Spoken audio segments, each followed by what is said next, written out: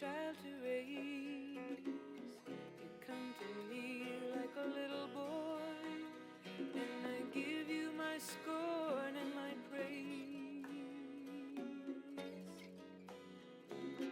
You think I'm like your mother, or another lover, or your sister, or the queen of your dreams, or just another silly girl when love makes a fool of me.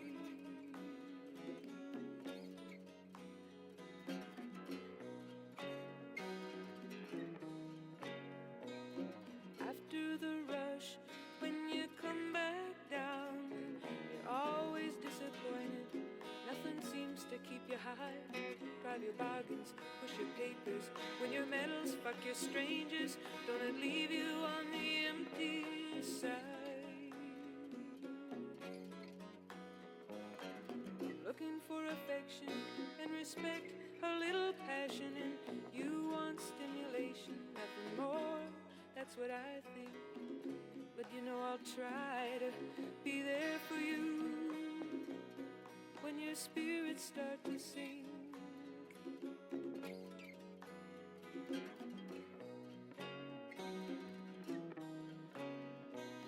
All this talk about holiness now, it must be the start of the latest style. Is it all books and words, or do you really feel it? Do you really laugh? Do you really care? Do you really smile when you smile? You criticize and you flatter, you imitate the best, and the rest you memorize. You know the times you impress me most are the times when you don't try, when you don't even try.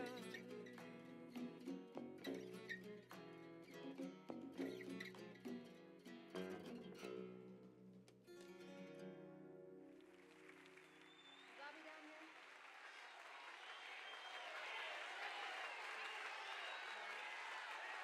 Bobby.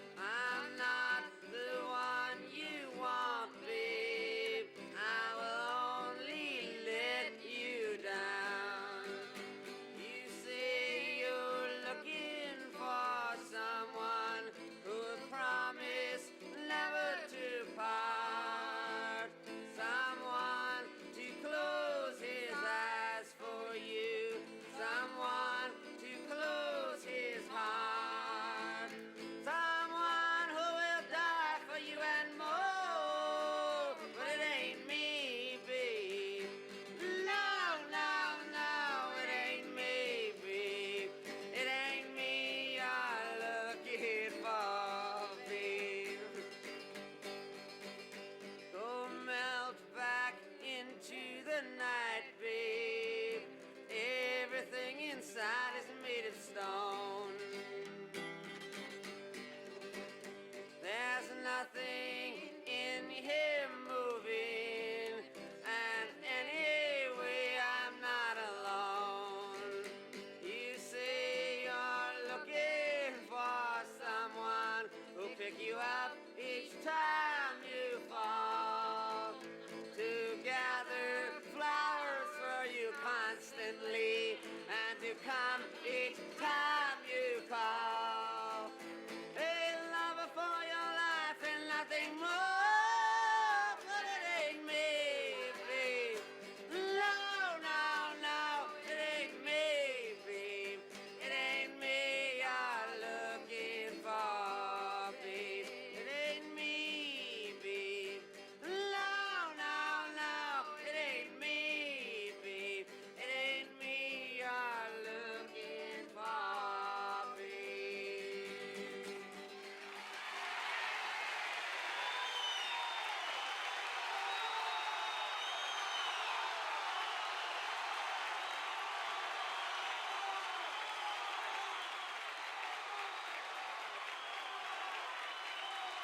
Rooney Byers, Bobby Day.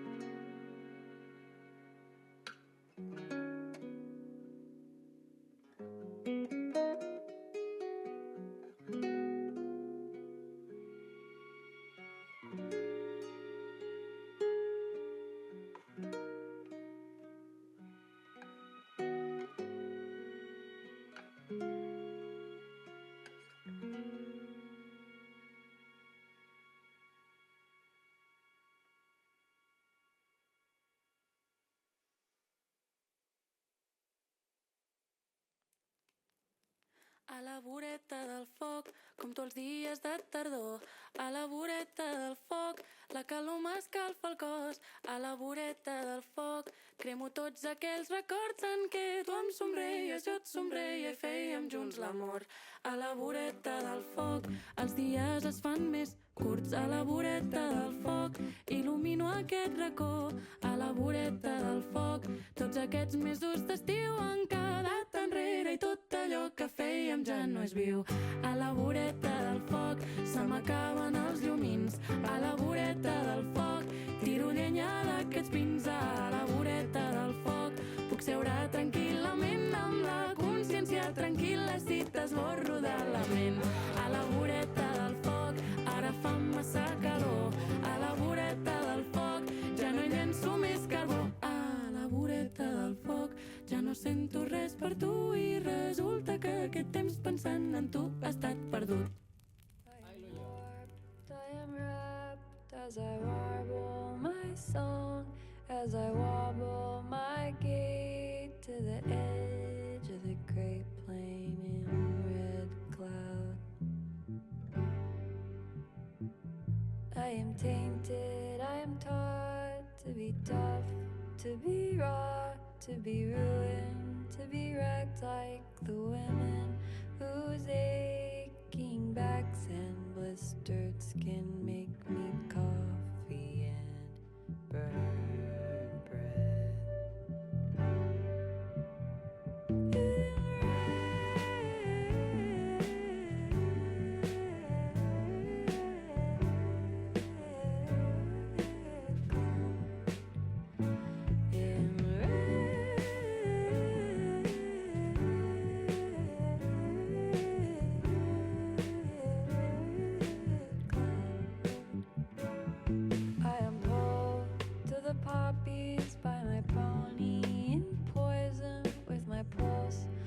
a promise, I'm a pioneer. Young girls braid their hair like straw into baskets. With baskets come bounty, they say. They pray as they fall and asleep, dream of red cloud.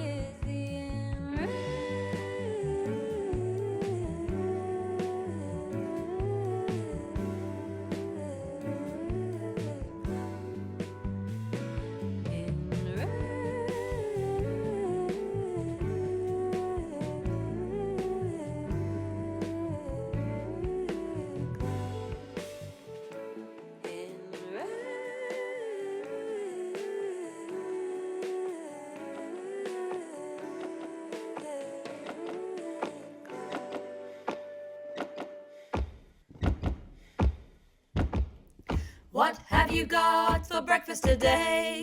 It's the most important meal of the day. And we've got some more for you, some tunes and some talk for you, some runny folks on toast for you. To send you on your way. To send you on your way. To send you on your way. To send you on your way. To send you on your way. Send you on your way. Send you on your way. What a banger! Tune. I'm pretty sure that's my favourite track that we play on Runny Folks on Toast. It's kind of crazy how we play it every show. I know. It's like, it's really strange, but it just has that like that pull and that relevance. There's something that feels very relevant. Very culturally pertinent. Yeah. To the zeitgeist? To the zeitgeist and to society as a whole. No, and every week I'm like, oh, fuck, do I play this song again? I'm like, it's just so good. Every time you play it, you discover something new. Yeah, it just keeps giving. The gift that keeps giving. Good morning. Good morning. I'm Izzy. I'm Eilis. And you're listening to Runny Folks on Toast. Whoa. On Brixton Radio. Nice. On Monday morning, 11 a.m. Did you post on No, I didn't. I haven't posted on Instagram. I didn't, which is so sad because my friend made us a lovely logo. Yeah. And we really should be utilising it. Well, I'm going to do this. We'll have this admin. I won't say this now, but like I'm going to do it. Let's put this on YouTube afterwards. If you're watching that, you're just obviously listening on YouTube. Yeah. How are you? I am very well. This is our last show for a little while. It is our last show. I am setting off to Brazil. on Tuesday. And you're going to live in a community. In a community for 3 Yes. months. So there won't be any... Well, there might be one Runny Folks on Toast in the meantime. Oh, yeah. There's hopefully going to be a special that I'm going to do with my bandmate, Adam. Yeah. So that'd be really exciting. And then we'll have like the uploads coming onto YouTube and things. So yeah, I'm on that. it won't be completely flatlining. You will have hope. Hold on. There's a hold on for one more day. You out there. To hold on. To all our fans who I know are super nervous hearing this news. There is light at the end of the tunnel. Okay. Have I played the Rochdale Coconut Dance before? I don't think so. Okay. I'm gonna, before you play it, I'm gonna just quickly name the songs Yeah. that I played. Oh, yeah, so true. From the beginning. That's lovely. So we've had Woman of Heart and Mind by Joni Mitchell. Obviously. We've had It Ain't Me Babe live at Newport, Joan Baez and Bob Dylan. We've had Lullaby instrumental by Laura Marling. We've had A la Voretta del Foc by Alossa. And we just had Red Cloud by Marina Allen. And now we're about to have The Rochdale Coconut Dance, which is an absolute banger. I've played this. I haven't done a purely folk gig in a really long time. But when I did, I would play this at the end of my sets and then get everyone to clap. And then everyone would and then I'd tell them to gradually speed up and see if I could keep up on the flute. And it was really fun, but it was really funny. I was warming up for this amazing Manchester-based band called Cat Band Cat, who have just released music, and you should go definitely listen to them. They're all amazing. And one of the guys in the band didn't realise that hadn't heard me say that, so was like, "Why is everyone speeding up?" He was like, "Izzy, you okay?" He just thought I was at the whim of this desperately unrhythmic audience who were just absolutely trigger happy and going mad. Yeah. He must have been God, I thought there were some musicians in the crowd. Wow. So this is the Rochdale Coconut Dance. It's Clap along. It comes from Rochdale. It's a parade vibes dance. And it's intended to be accompanied by prancing men. So if anyone feels the urge to prance, you always do it.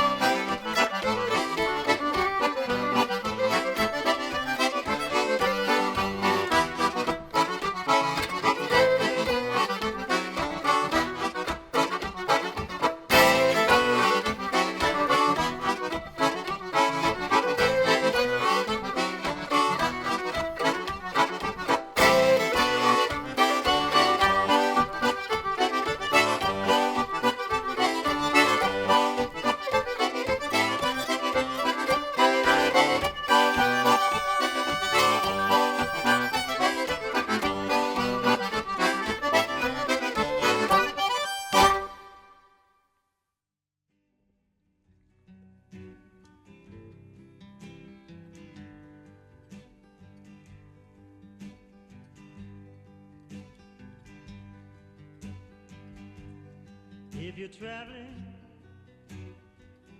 to the North Country Fair, where the winds hit heavy on the borderline, remember me to one who lives there, for she once was a true love of mine. See for me that her hair's hanging down, it curls and falls all down her breast. See for me that her hair's hanging down. That's the way I remember her best. If you go when the snowflakes fall, when the rivers freeze and summer ends, please see for me if she's wearing a coat so warm to keep her from the howling wind. If you're traveling in the North Country Fair, where the winds hit heavy on the borderline, please say hello to one who lives there,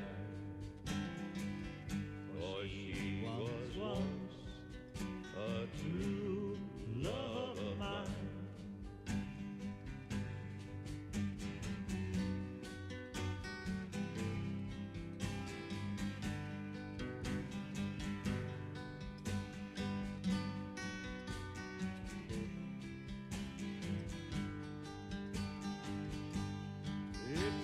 Traveling in the North Country Fair, where the winds hit heavy on the borderline, remember me to one who lives there, for she once was a true love of mine. Love of mine.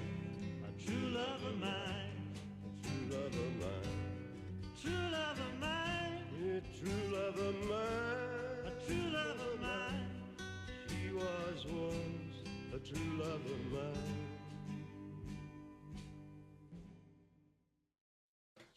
Hello. So, you just listened to, what was your one, Izzy? The Rochdale Coconut Dance. I hope you were all clapping. We were dancing. In case you're not watching the video and you missed out on a truly golden moment, we threw it back to the Rochdale Coconut Dance. Yeah. Do you want to say a little bit about that? Oh my god! You want to say a little bit about that? It's a whole table just only moved. 11:30. I just love that song. I just think it's an absolute banger. I learned it's like one of the few reels or jigs that I can play by heart on the flute. And it's just so lit. I have no words for it. It's so epic. It's so good. It's such a good tune. I should suggest it for my dance class that we dance to it. Yeah, you should. I'll come with my flute and I'll accompany you. But yeah, and I just have really fond memories of that. I played that at Jericho Tavern in Oxford, which is like a pub with a gig space upstairs, and I also played it at Worthy Earth Festival. Oh my gosh, I really wanted to go to that. Oh, the did last you? 2 years, but it just Ah. because of money and time and work. Well, I played it. I didn't play it at the last one, but I played it the first one and the second Oh one. my gosh. Because I knew that I got put in touch with the people. I know. Yeah. So Harrison, this sound system called Flow Sound System, who are based in Oxford. They've got a guy who runs that. Harrison Fannin runs it. Wow, it looks so beautiful. Yeah, it's a really special festival. We'll have to make it one year. It's just there are too many things to do in the summer. There's just too many like wonderful I know. events that happen. I went to WOMAD last summer, and I have to say that kind of blew my mind. I had like the best time ever. Wow. I almost went on my own. Like, I had a friend who was working in the Oxfam Centre a bit, like doing like chats about climate change with passers-by, but I didn't actually see him that much. And I made so many nice friends, and the music there. Actually, I'm going to play something hopefully by Sarah Safana, who's like a amazing Welsh singer. It was just so varied and so incredible, and I was basically sober most of the time, and it was so special. I had a really great time. Oh, so What was your beautiful. favourite festival last summer? Oh, Fire in the Mountain. Like hands down, it's not even my favorite festival. It's like my favorite place. Yeah. I just loved it so much. It was like, for those who don't know, it's in Wales. It's in a valley with like green rolling hills. It was really beautiful weather while we were there as well. Like it didn't rain. How big is it? It's really small. It's, I don't know, I don't want to say the wrong number, but it's only 3 people.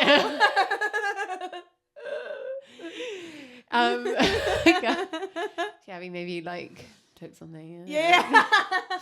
Yeah, I Um, walked into this cabin, and then suddenly like we went into the basement, and there was this whole Welsh valley. And we were trapped there for like a whole weekend. A whole weekend, then we just hopped on the tube back to Brixton. It was crazy. No, it's I don't know, maybe like, Yeah, and then we all paid £300. yeah. I checked my bank account and like, yeah, £300 gone. I must have been sinking pints. No, it was like, I don't know, maybe I kind of want to say like 3,000 people. Like really small. I have literally no conception of volume. I'm really bad at like numbers of people and distances. Like I literally could not. Like someone tells me like, oh, this place is like 100, it's 150 kilometers away, and I'm like, They might as is well that be like it's close? four yardies by the crow flies. I wanted to come up with another way, like a ye olde way of saying yard, but I just added e on the end. Yardy. Just add a West Country accent, and yeah.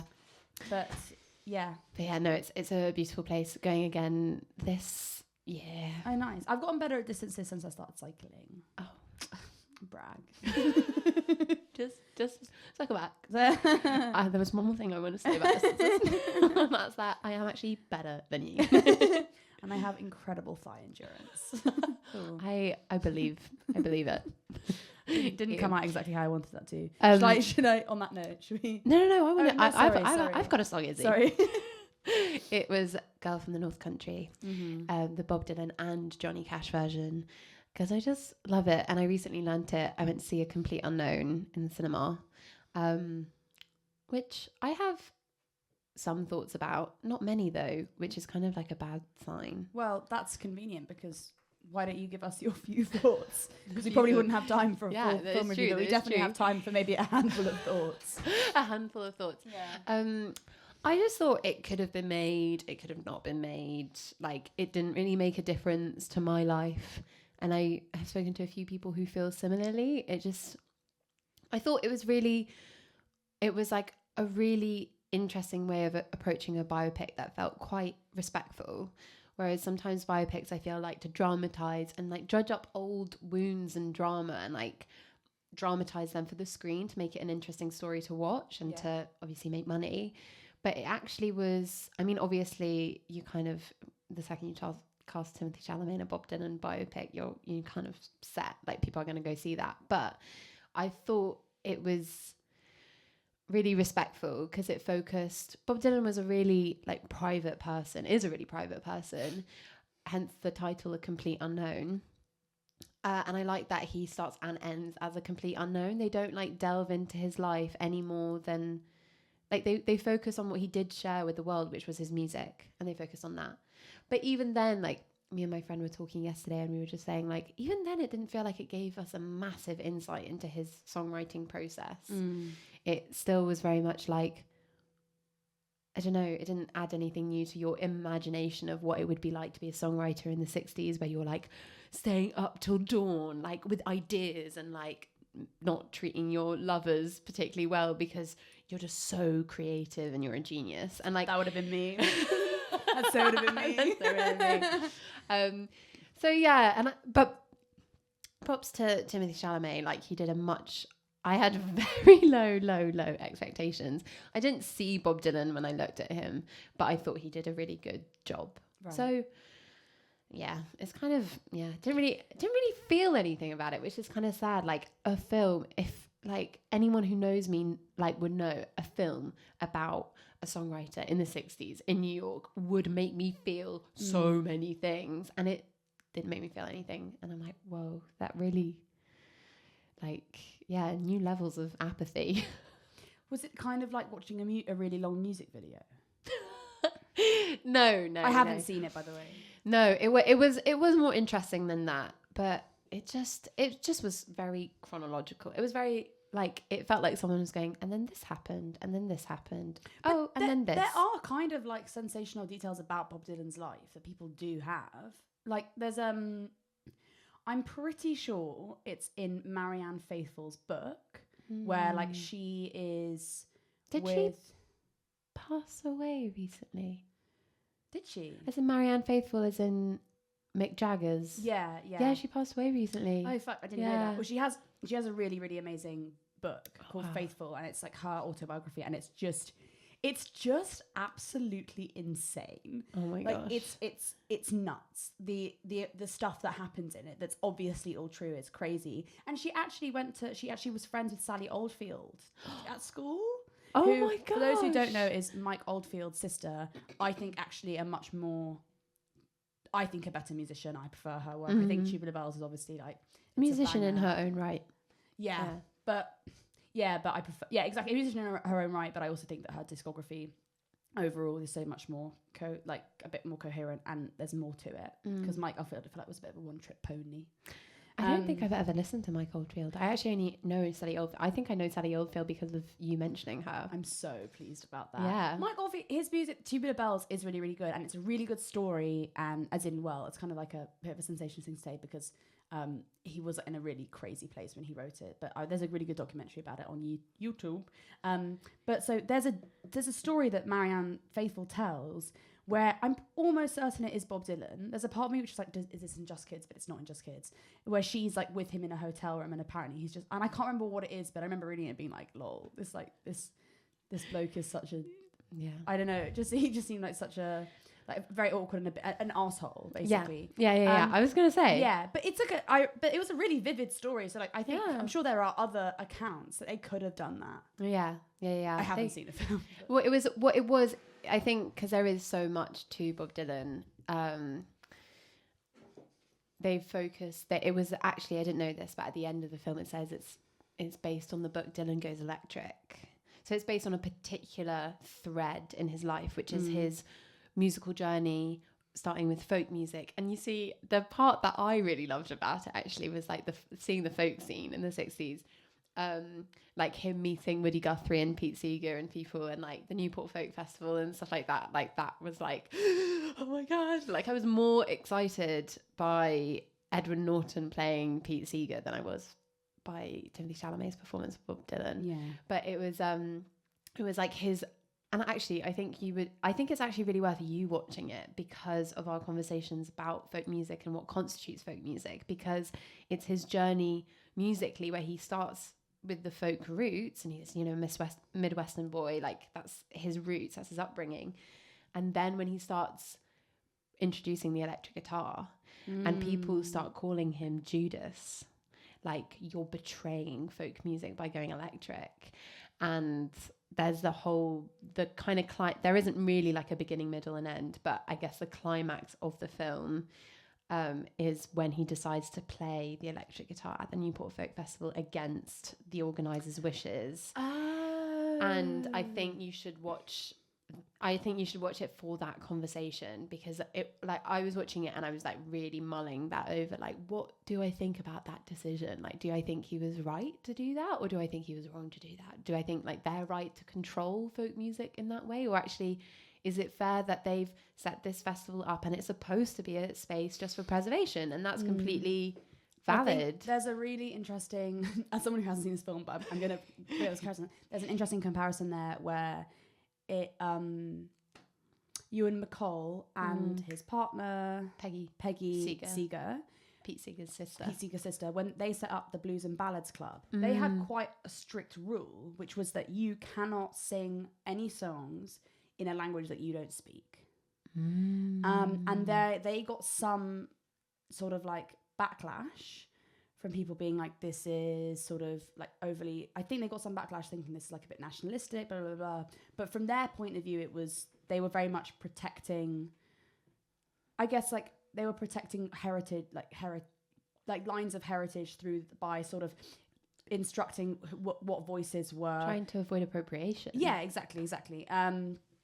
And then equally, they wanted people who were based in the United Kingdom, of which most of the members were, to sing songs from where they had grown up. And yeah, they got backlash, but they also said to people like, they're like, this is our club. Yeah, like this is we run this event, we run this series, and and this is what we think. It's not one size fits all. Yeah. It's like, there are other spaces for other things. But then it's difficult because I guess it's similar with the Newport Folk Festival. It's like, yes, obviously there's this like sense of localized intention with the runners and with the owners, but at the same time there has to be some acknowledgement of the fact that I don't really know exactly what I think about it personally, but like there has to be some acknowledgement that regardless of what you have set up, it doesn't belong to you, it belongs to the community who come. And if there is a community of people who see this as an emblem of a particular genre and of a particularly got loads of backlash actually from the people who came, right, according to the film. Actually, I haven't fact checked it, but in the film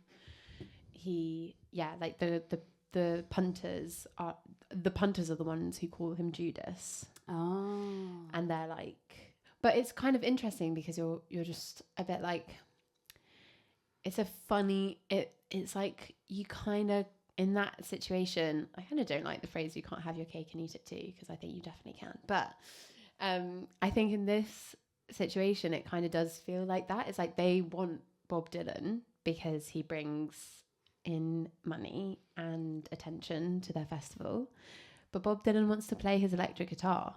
So either you accept that and let him do that at the risk of upsetting the community that you're putting the festival on for, but you still like raking loads of money because people want to come see Bob Dylan, or you are like, just because you're famous doesn't mean that you can do whatever you want.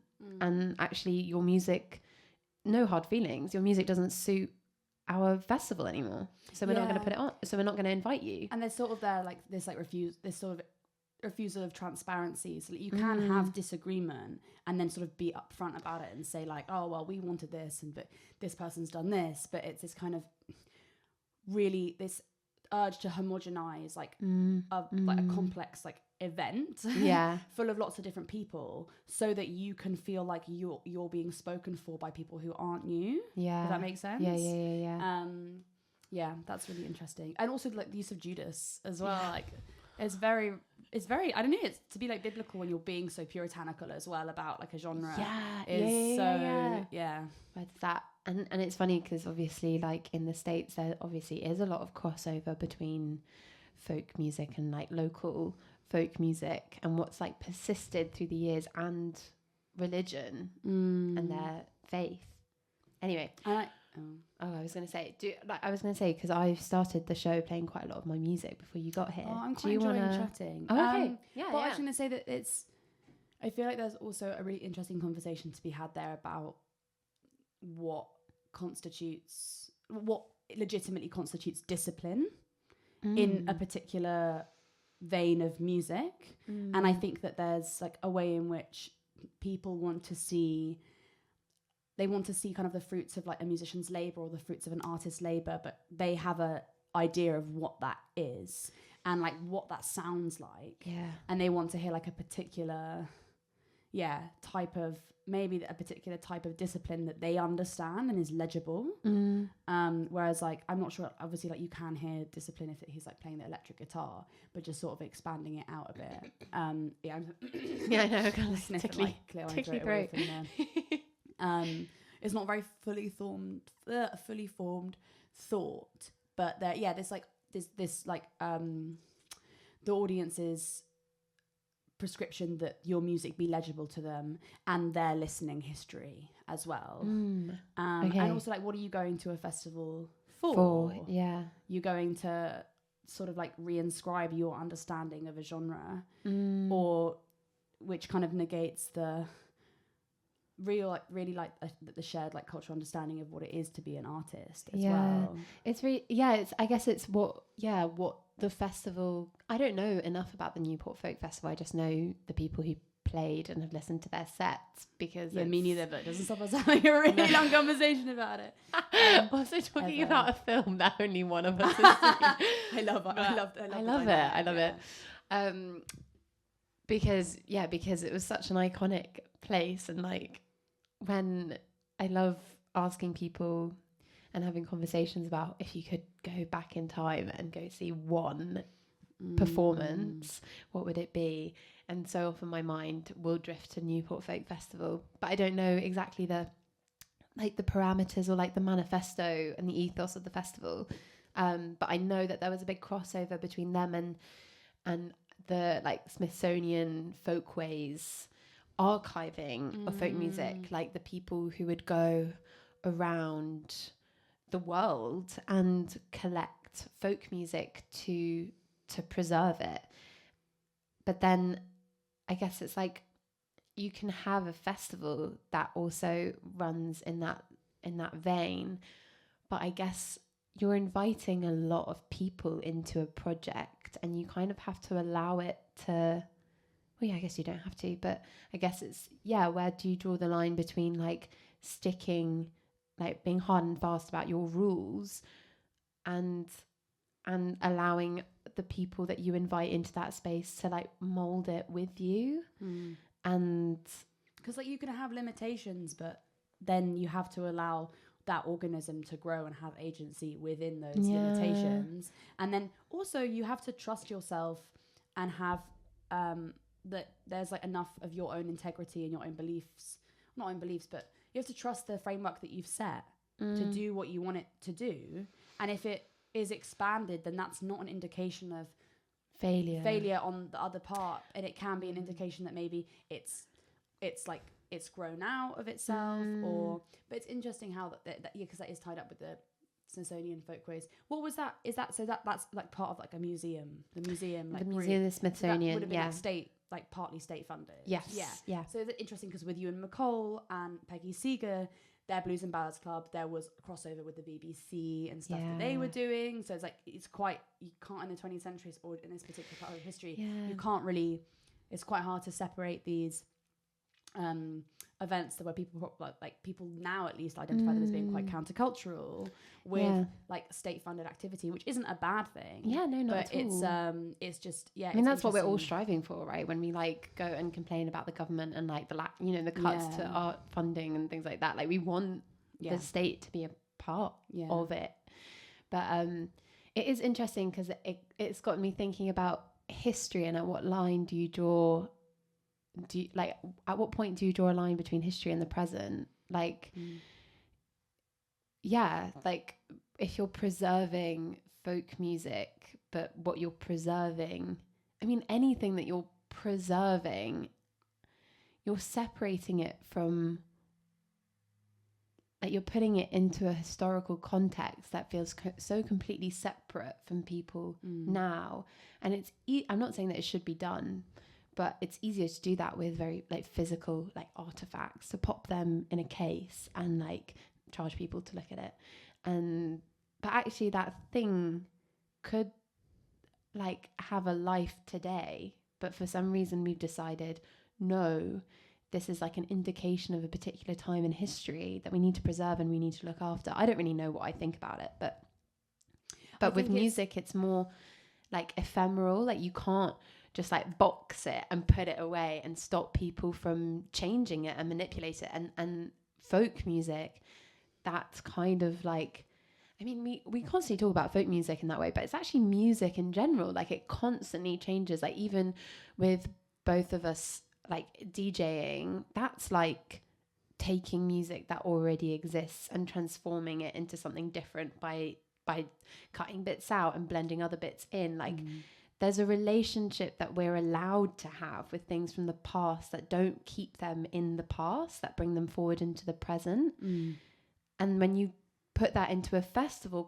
context, then like how can you enforce that like wall between you now and the past? Because even Joan Baez, for example, singing traditional folk songs, she's doing it in a particular way that's Joan Baez doing that. I think it's such an interesting comparison to make between like the festival or even the singer, but more so the festival and the museum, because there's also a lot. I mean, I haven't read as much about festivals in this context, but I did do a lot of studying on museums, and there's so much written. Like Dan Hicks's The British Museum was like a really landmark text that came out discussing discussing the way that obviously objects have been particularly in a context of British Empire, but what is a theme throughout kind of museum studies at the moment, especially in art history, is this kind of idea of the danger of positioning yourself anonymously, the danger of like the anonymous author, and how that can lay a claim to objectivity that is ultimately false. So it's something that Donna Haraway calls the God trick.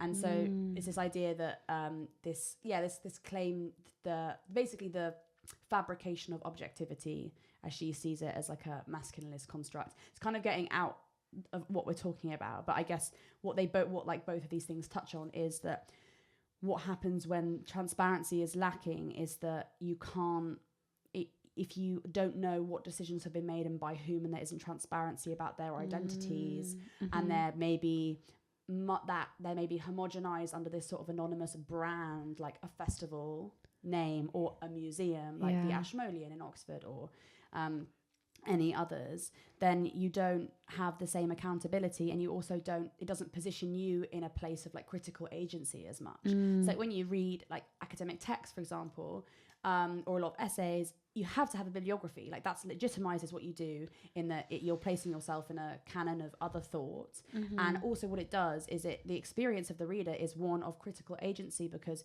you immediately understand the fact that the author is not hermetically sealed, is not working in a hermetic box, and that they have taken from others, and the interpretation, basically the interpretive character of what you're consuming is completely transparent to you.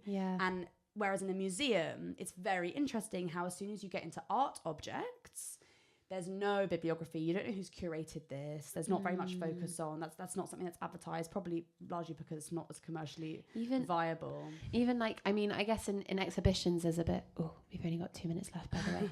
I just quickly wanted to ask, do you want to play another song? I'd like to play one more song. Okay, so maybe we'll wrap it up and then finish on one of your songs.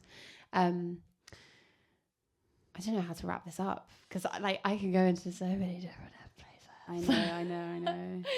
I guess we could just like leave it there and be like, we'll pick it up in 3 months. Yeah. But it is interesting. Go read Donna Haraway. It's really great. Okay. Really, I know, it feels like we've been cut in our prime. So what song do you want to pick? I'm going to play Silly by Alice Phoebe Lou, because it's just the most like gorgeous song, and I think it's a really nice one to end on, and it just makes me feel so playful and like fun and whimsical. So I'm going to play that song. Should we say bye? Yeah. Bye. See you never. See you in 3 months. In 3 months. Lots of love. Lots of kisses.